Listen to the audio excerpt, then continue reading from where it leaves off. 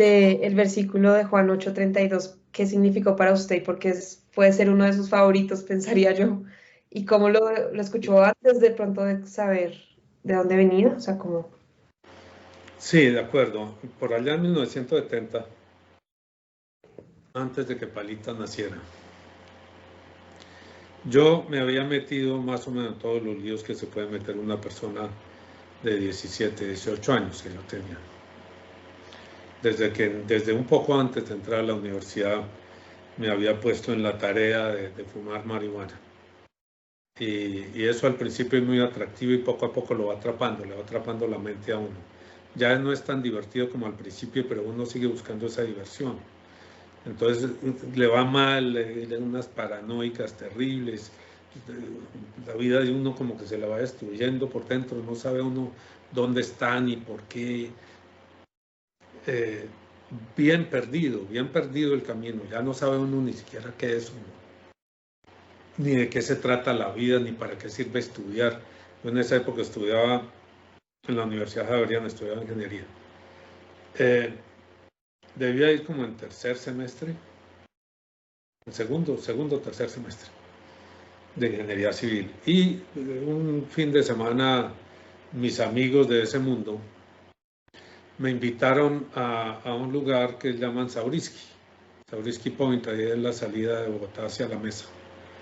Son unas colinas de arenas de colores muy lindas y hacen referencia a una película que fue famosa en esa época que se llamaba Zabriskie Point porque era un desierto parecido a eso. Ahí está al final todo el mundo y todo. Y estuvimos ahí un fin de semana quedándonos en una cueva grandota que había profunda. Bien complejo para mí, ¿no? Perdido, no sabía nada. Mis amigos parecía que ellos sí sabían de qué se trataban las cosas y yo andaba como ciego detrás de ellos.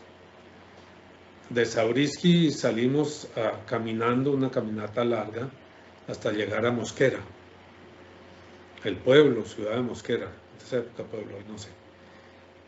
Y allí estábamos en la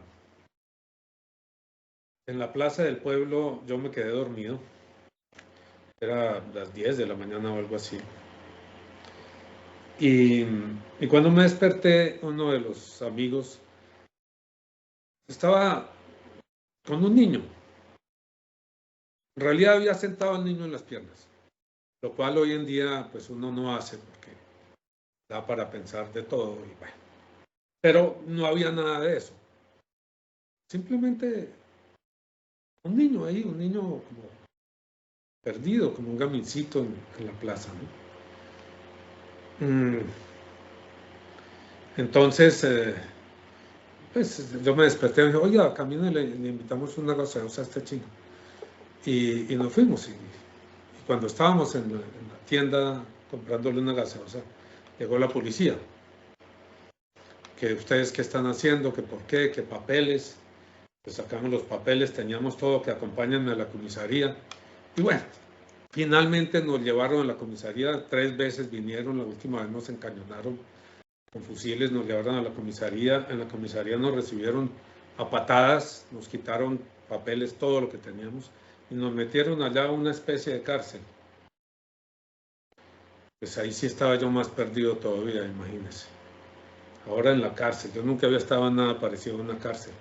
Es una sensación espantosa inicialmente, porque de aquí no puedo salir conforme a mi voluntad, no sé cuánto tiempo voy a estar, no sé qué pasa, nada, estoy en manos de otros. En realidad no fue tan mala la experiencia, fue más bien buena. Pero en el momento en que a este amigo, a Germán Roberto, lo retuvieron un poquito más porque le dieron más patadas porque él se defendió. ¿Por qué me pegan? ¿Por qué me pegan? Ah, porque a mí me dieron una patada y ya. Entonces él le dieron, escribió en la pared, eso era un patio central de una de esas cosas, María Paula. A mí se me volvió una promesa de algo, de alguien. Yo no creía en nada, pero de algo o de alguien, de alguna parte vino una promesa. Y yo la asumí así para mi vida, para todas las dificultades que tuve que vivir, inmensas a partir de ese momento. La tarde no fue tan mala, encontramos 2 presos, ahí solo había 2. Los 2 muy amables, muy receptivos, nos pusimos a jugar 4 huecos o 5 huecos, yo no sé cómo eran. Eso se juega con monedas contra una pared. Y después el más bandido de ellos empezó a contarnos sus historias con una franqueza realmente desgarradora. Yo nunca había visto una persona capaz de contar su historia así. Era un asesino, nos contó de lo que había hecho, era ladrón, era de todo. Pero yo no había visto una persona tan franca, tan de frente contaba sus cosas. Finalmente, la esposa del vino nos trajo una botella de aguardiente y me preguntó qué queríamos, si querían que nos trajera algo. Yo le dije, no, llame a mi casa. Y le di el teléfono y de mi casa llamaron a algún amigo que tenía influencias y entonces a las 9 de la noche nos soltaron cuando ya no queríamos irnos porque a las 9 de la noche salir uno sin plata a echar dedos de mosquera pues no es tan divertido. Ya estábamos acomodados ahí oyéndole la historia de este hombre. Pero bueno, nos tocó irnos.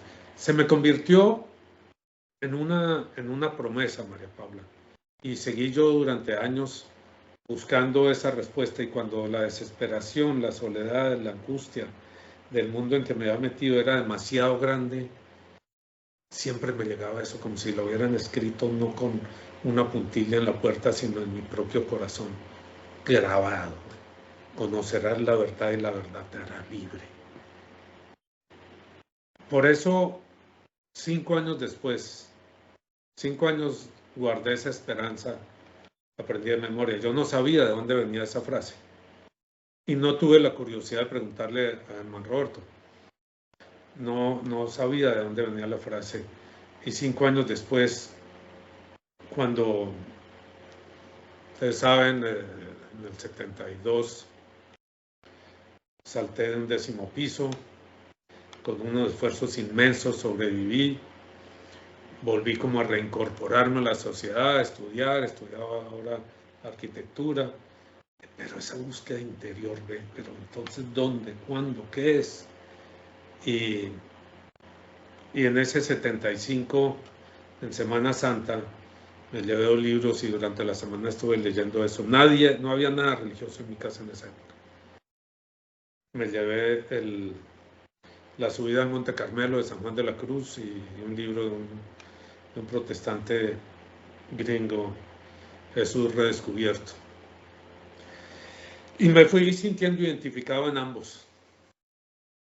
En el redescubrir a Jesucristo, un Jesucristo vivo, que toca a las personas, que camina con las personas, que conoce a las personas, que le habla a la situación específica de la persona.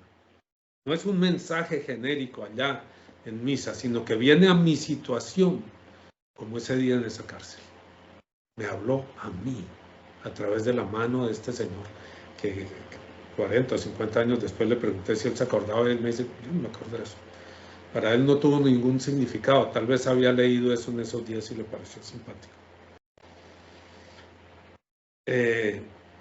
Y claro, en ese momento yo entendí que era Jesucristo.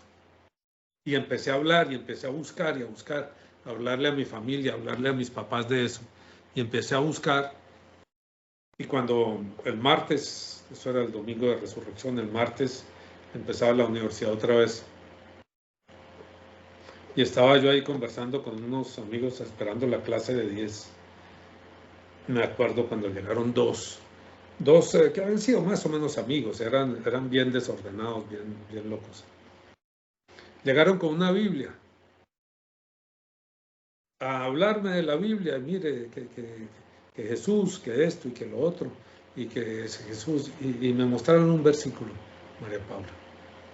Jesús le dijo, yo soy el camino, la verdad y la vida, nadie va al Padre sino por mí. Imagínense lo que yo sentí cuando una cosa hila con la otra, ¿ven? 5 años esperando esa respuesta. En medio de las desesperaciones que yo viví, 5 años y clic. Jesús le dijo, y yo lo había visto, pero esto era una confirmación demoledora, ¿ve? Para mí demoledora. Lo que había vivido el domingo por la mañana, Y luego, yo soy el camino, la verdad y la vida. De ahí en adelante empecé a caminar. Empecé a caminar, a seguir los pies del Señor, a buscarlo, a tratar de conformar mi vida a su voluntad, a escucharlo todo el tiempo, a esto que estamos haciendo de aprender la Biblia de memoria para que el Señor nos pueda hablar con más facilidad. Yo creo que el Señor le habla a los hindúes y a todos ellos, pero si no conocen la Biblia es mucho más difícil. Por eso nos dejó la Escritura. Por eso escudriñad las Escrituras, porque a vosotros os parece que en ellas tenéis vida eterna. Lo que buscamos es vida eterna. Y vida eterna no es solo vida que dure para siempre. Esta vida, si dura para siempre, sería un infierno. Es plenitud total para siempre. Cumplimiento de todos los deseos para siempre. Creciente, creciente, creciente. Dios. Esa es la historia que le había contado yo a usted sobre ese versículo.